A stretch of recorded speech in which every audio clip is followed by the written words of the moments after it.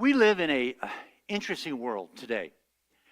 You know, you can watch something on TV and have two commentators get up, see the same thing, and say opposite things. We live in a world where people see something good and call it evil. We have a time when people see evil and they call it good. It's interesting. How did that come about? Well, just so you know, that it really hasn't changed since the beginning of time. Those kinds of things have been going on. But I think one thing we have to understand, in this passage we're looking at today really leads into the concept of how do we get our minds right? I know that whenever I go to the doctor now, I get this list, and it is asking every psychological question that you can imagine. And I've thought sometime, I'm just going to check yes on every one and to see how he does when I walk in. But I don't. I'm just not that bold.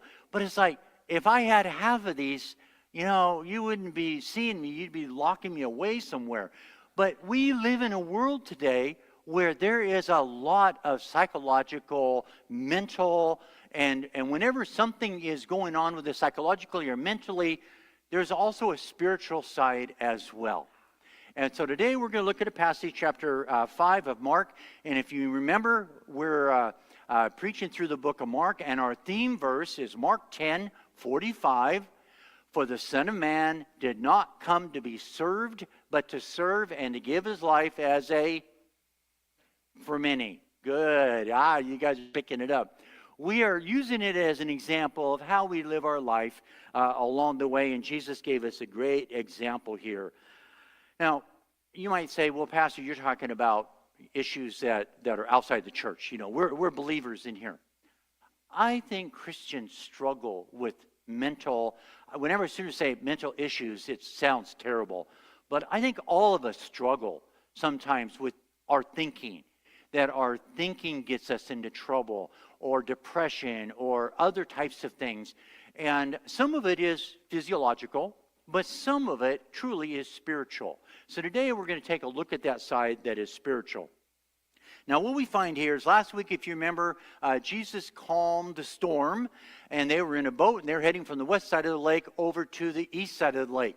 And so now we find them on the east side of the lake, and they end up in a little place called Corsi, depending on the translation on the way. But it is it's kind of an outpost. In fact, it's a place at the beginning of what they call the 10 cities. And in the story here, you're going to find that there's a lot of pigs involved. And you might think, wait a minute. I thought we were talking about Jews here. What do Jews have to do with pigs? Well, they've crossed the lake, and they're on the other side, and this is where the Gentiles are living. Now, I want you to just know that in the next few weeks, we're going to find a couple times when Jesus goes back and forth here, because he is not only ministering to the Jews, but he is ministering to the Gentiles as well. And so in this passage, we find here that he goes, and the phrase that we're going to really center on is at one point in this passage, it says, and they came from the village and saw that this man, this demoniac, was sitting at the feet of Jesus in his right mind. In his right mind. I would like to say that 100% of my life I live in my right mind. That is not necessarily so. All you've got to do is drive in Bangkok for a little while, and you live out of your mind. These people are crazy and nuts, and you scream at them. They can't hear you. They don't know anything about you. But, you know, you can literally get out of your mind very easily in the circumstances that we live in. So this applies to us as well. So let's take a look at the passage. Mark 5, 1-6.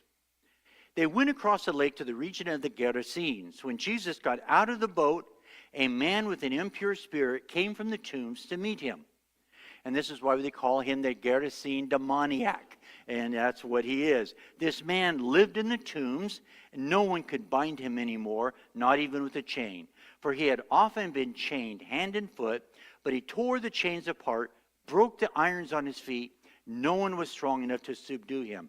Night and day among the tombs and in the hills, he would cry out and cut himself with stones. But when he saw Jesus from a distance, he ran and he fell on his knees in front of him. I think for us to get back into our right minds, is that we've got to begin understanding that there is truth and there is lies. And there isn't my truth and your truth. There isn't the truth that we decide on in a group discussion. There is either the truth from God or there is not truth. And when we see the truth for absolutely for what it is, then it is my prayer that we would run to it, especially as Christians. But you know, a lot of people out there, when they hear the truth, our first response to it is, I need to evaluate this thing. I need to come to some conclusion whether I agree with it. Now, some of that is good. I think we should always evaluate what we hear.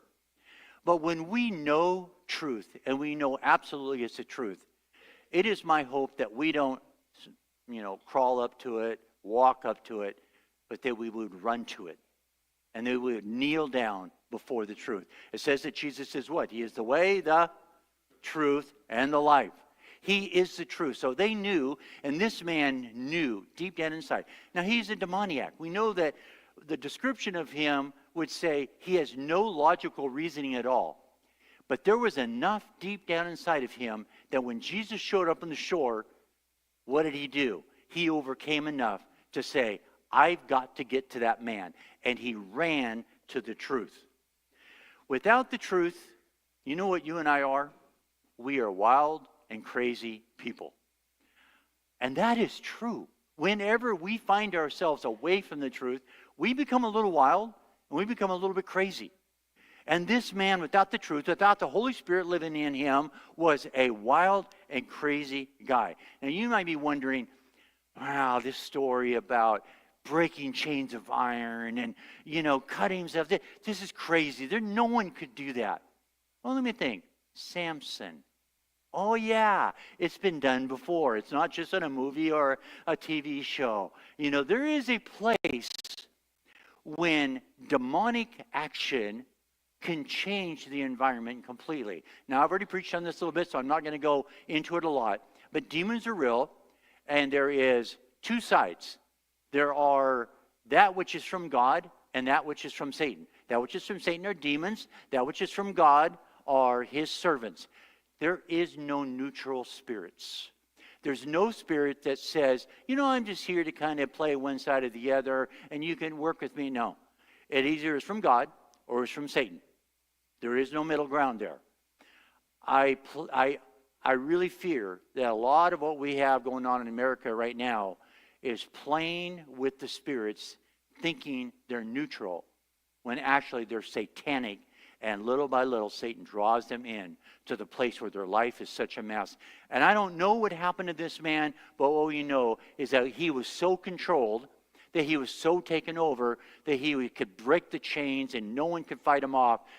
But inside, when Jesus shows up, it says he ran to find Jesus. Demonic influence and possession is always destructive. There's never a good side to it. There's never a time we say, I'll just mess with it for a little while, and then I'll give it back up again. Once you say yes to Satan, he's got you in his grasp. I wouldn't normally tell the story other than I heard it from the lady herself. We were in a place called Bangkok, Thailand, and it's a small little community. It's where we had a kind of a hospital. And I was out on a visit with some of the people from the church, and I was sitting across from this lady, and she said she'd been a Christian about a year. So I said, tell me your story. And everybody verified this story, that she was sitting at home one day ready to die. And she cried out. She said, if there is a God, would you help me? And she said, lo and behold, she heard this voice that said, put your feet on the floor. And she cried out, she says, I haven't been able to get out of my bed for months. People bring me food. I can't walk. What are you saying? And the voice said, put your feet on the floor. So she, okay, I'll show you. Turns around, puts her feet on the floor, and she goes, it works. The voice said, walk to the door. She goes, walk to the door? I haven't been out of this bed. I don't have any strength. I can't walk to the door. She goes, but I'll walk to the door. I stepped outside of my house, and the voice said, walk to the church. Now, the church is about 1.5 miles from her home. And she said, I can't walk that far. There's no way. And the voice said, walk to the church. She walked to the church, and you know when she got there? 11 o'clock on a Sunday morning. Now, you might think, first of all, that's weird. It's another country. Why do they do it our tradition? Missionaries do that. We teach them our tradition, and we do it really well. Hopefully, we teach them other things as well. But she gets there at 11 o'clock, walks into the church, gives her life to the Lord, and becomes a follower of Jesus. You know, whether you walk with all your strength, whether you run, but when we hear the voice, when we hear the truth, let us move towards that truth with all that we have. But let's look a little further. Mark chapter 5, verses 7 and 8. So he shouted at the top of his voice. Now this is the man shouting this. What do you want with me, Jesus, Son of the Most High God? In God's name, don't torture me. For Jesus has said, come out of this man, you impure spirit. Second thing, if we want to see our minds made right, we need to submit our will to the truth. Or I'm going to use a word I like better. I like the word surrender. Surrender our will to God's will. So it's interesting because he asked this question, what do you want to do with me, Jesus? There's a better literal translation here, and in some of your translations may say this as well. And it comes from an idiom. This phrase comes from an idiom and means, why are you interfering with me? In other words, what do you want from me? Why are you interfering with me? And I think for many of us, when we hear God and he's calling us to do something, or if you're not a believer and you hear God's voice, the first response we have is, why are you bothering me? Everything's fine here. Don't mess with me. Why would you interfere with what I'm doing because I'm running my life and I'm doing my own thing? Now, before you think that is just for those out there in the world, this probably pertains to us as believers as much as the lost world, because as soon as we become believers, we set our agenda and we say, God, would you bless my agenda? And instead of, Lord, what do you want from me? Why are you interfering with me? I'm really happy in the third row, second to the right seat at church. And by the way, someday I'm going to move these chairs.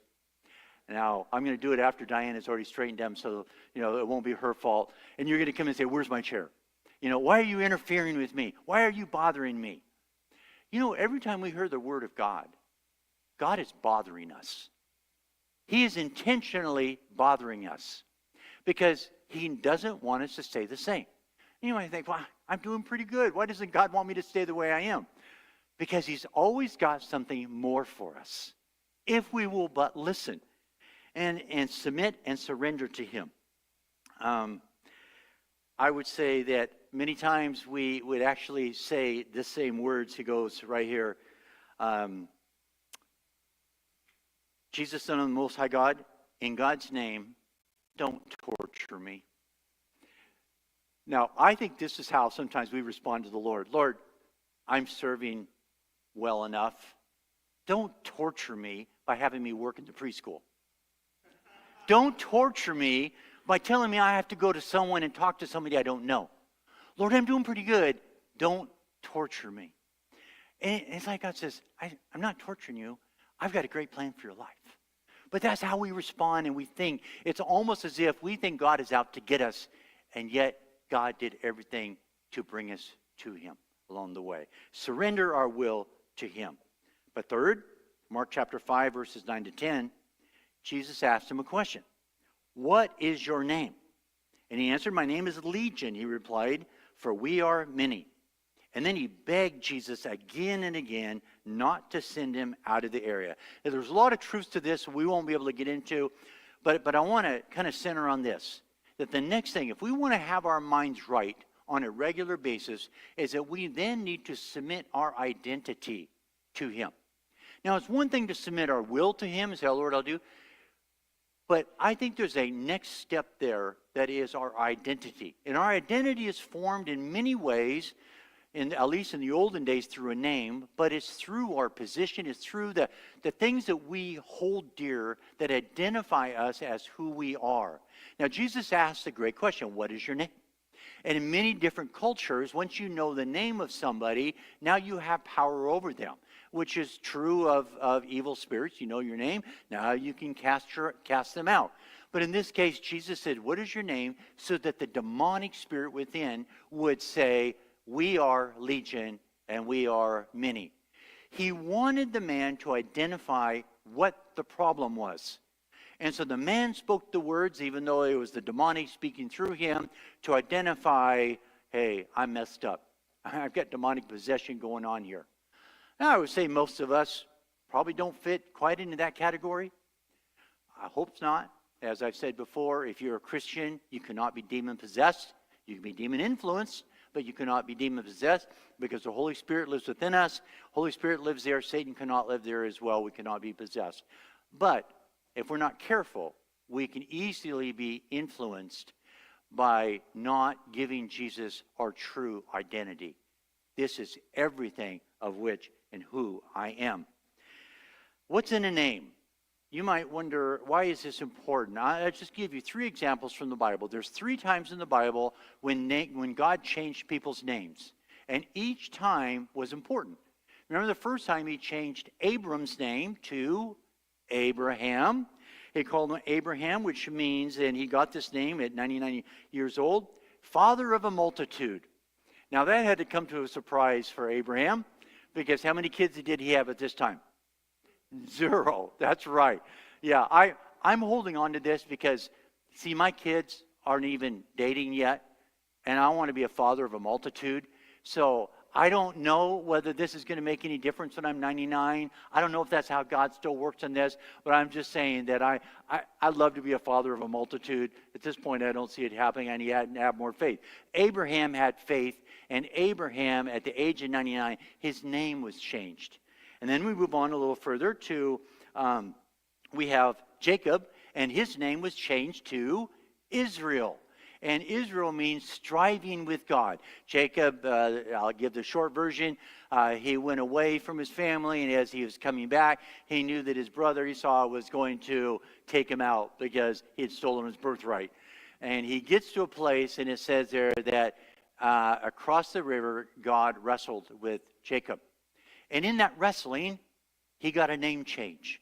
And his name was changed for Israel because he strived with God and held out. And God changed him. And there's something I just want to add here. A lot of people think we shouldn't wrestle with God. I think God's a big God. In fact, I think he's big enough that if you wrestle with him and you're honest, you will lose.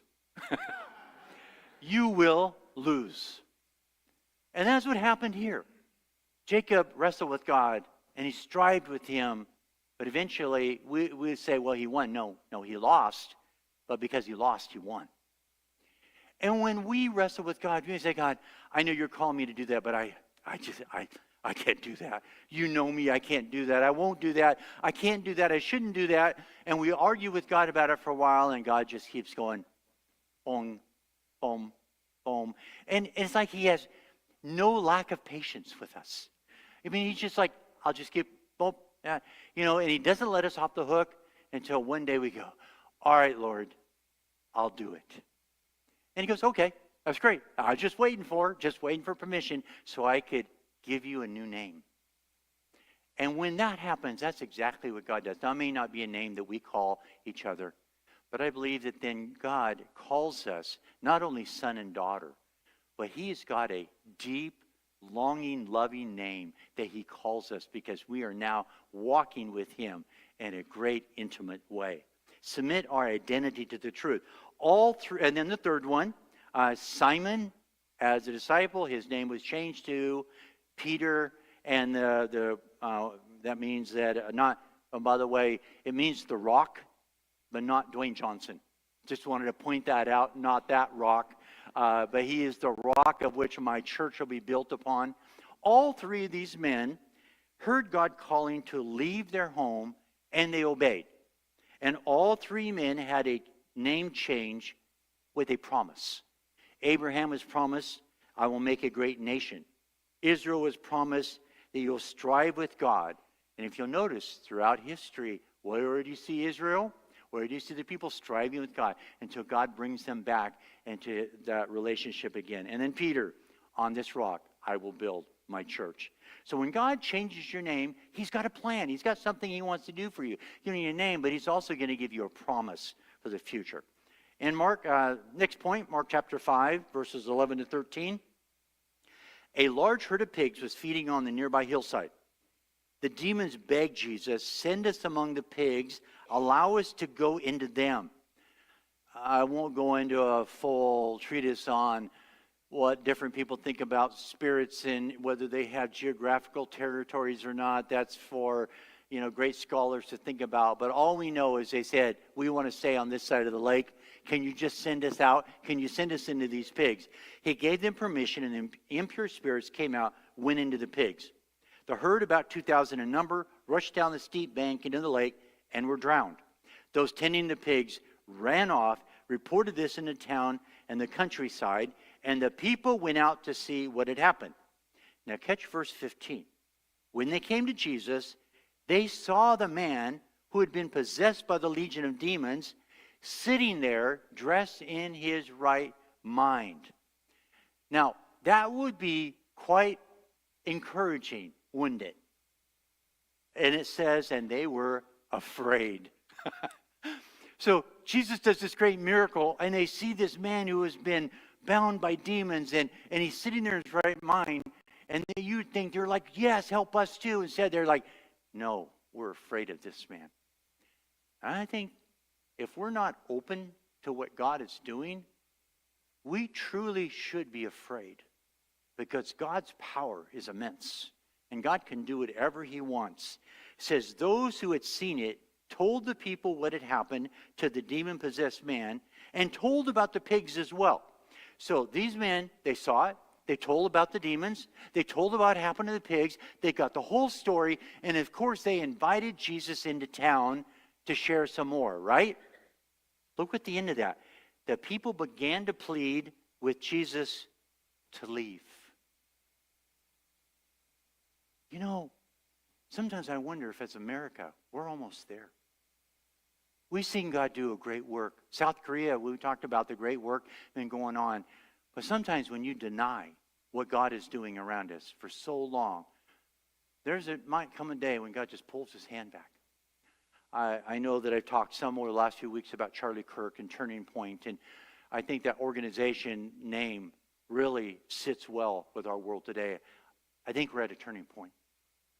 I heard a report last week that there were more people in church the last 2 Sundays there has been in the last few years back to 9/11. That there's something that has happened, something that is going on that just says it's now or never. It's do or die. Let us get serious about this faith that we have. Let us make a difference where we're going. And I think that's what happens here is we get to this turning point where we say, all right, God, I'm all in. Or we get to the place where we say, I see what you've done here. Get out. And I think if you just look around enough, we're seeing both sides right now. And my prayer is that those of us who say, Jesus, don't leave. Jesus, bless us. Will win this out. If nothing else, for the sake of the next generation. If nothing else, for the sake of the next 2 generations, until the time when Jesus comes back. Jesus, do not leave us. Would you stay here with us? Would you bless us? We do not want you to leave this place. It says they were afraid. The demons stayed in the region, and Jesus was asked to leave. That sounds a lot like the world we live in today. Matthew chapter 12, verses 43 to 45. I'm going to do this pretty quick. It says, when an unclean spirit comes out of a person, it roams through waterless places looking for rest, but doesn't find any. Then it says, I'll go back to my house that I came from. Returning, it finds a house vacant, swept, and put in order. Then it goes and brings with it 7 other spirits more evil than itself. They enter and settle down there. As a result, the person's last condition is worse than the first. That is how it is going to be with this evil generation. You see, that is exactly what could happen in our world today. Demonic spirits are looking for a home. You roam around Thailand where they worship Buddha. You roam around other places where it's atheists. And demonic spirits have found a home. Demonic spirits are looking for a home in America. I believe there is more demonic influence going on in our world today than in all of my lifetime because they're looking for a home. Cleansing without conversion leads to a worse condition. Cleansing without conversion leads to a worse condition. What that means is, and we do a great program here called The Most Excellent Way. We can help people recover from an addiction, but if there's no conversion, well, then there's no lasting fruit. That's why the teaching that I sat in with these groups, it says, no, Jesus is the only answer. Everything else will be temporary. Everything else will help for a few days. But that is true for all of us. We can get our lives fixed. We can get a good job. We can get a good house and have everything just fine. But without conversion, then our condition will eventually be worse than it was when we started. Here's the good news, though. Conversion seals the door and locks it so that Satan can no longer have access to who we are. And that's great news. Ultimately, all evil spirits will be consigned to the lake of fire along with all unbelievers. That's just a great hope we have. And let me close with this. Mark 5:18-20. As Jesus was getting into the boat, the man who had been demon-possessed begged to go with him. Jesus did not let him, but said, "Go home to your own people and tell them how much the Lord has done for you and how he has had mercy on you." So the man went away and began to tell in the Decapolis, the 10 cities, how much Jesus had done for them, and all the people were amazed. If we want to get into our right mind, Jesus says, go and tell our people the truth that changed us. It's not enough to sit at Jesus' feet. It's a great place to be, but it's not enough. It's not enough to just submit our will to Jesus. It's great. It's not enough to submit our identity to him. It's not even enough to accept these results that he has for us. But if we want to truly be in our own mind, he says it is time for us to go to our people. And for each one of us, our people are different. It may be family, it may be friends, and you may wonder why. I thought Jesus had a hard time going to his people. But he's the one who says this. Why? Because these are the people who know you. You don't have to start with an introduction. You don't have to get invited in the house. You walk into your mom's house and you say, "Mom, I'm home. Let me tell you about Jesus." And she may kick you back out, but you go right to where you are. You love them. This is your family, your friends. You love them. You want the best for them. If we can't tell our neighbor and our family about Jesus, I don't think we'll ever tell a stranger. See, sometimes we think a stranger, that's easy because they don't know me. Well, that may be so. But I believe that we start right where we are, and then we grow into it wherever we go. J.D. Vance, along the way, said something that I think is true of many of us. He said at the memorial service for Charlie Kirk, he goes, "I have probably spoken more about the name of Jesus in the last 2 weeks than I have in my whole life." And I hope that continues with every one of us as we continue to walk with Jesus along the way. And I'm going to close with one last interesting truth here. If you'll notice that in this passage we just read, at the very last verse, it says the man ran up to Jesus as Jesus was doing what? Getting into his boat, right? Now, where do we start the story? Jesus getting out of his boat. You know what that tells me? Jesus crossed the river, endured a storm, got off, spent a little bit of time on the other side of the lake for one reason. Because there was one man, one person, who needed to hear the truth.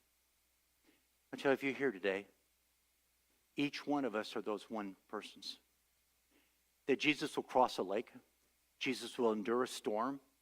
Jesus will do anything to come to you wherever you're at, to do whatever he needs to do that we may submit to the truth that he has, that he may change our life forever. And you know what? He already knows your name and is calling you by that name. Would you bow in prayer with me? Just a moment, we'll be singing a song together. But during that song, some of our deacons will be standing up here. I'll be up here. You may even want to just come and kneel at this altar and pray. But as the Lord leads you, first, if you don't know for sure, if you died tonight, whether you would go to heaven, I want to encourage you that you would come speak to somebody. And just say, I've been in church a long time, but I'm just not sure. And someone here will walk with you and pray with you to be sure that you know that you have an eternal relationship with Jesus Christ. But you may be a follower of Jesus today, and it's been kind of unneutral for a while. I think the neutrality is going away. Where do we stand? Am I willing to take on a new name for him?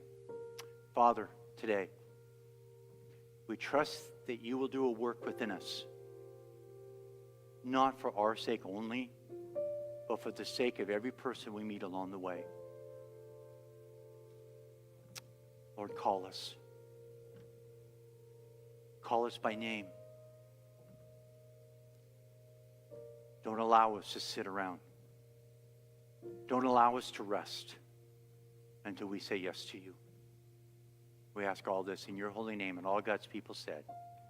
Would you stand?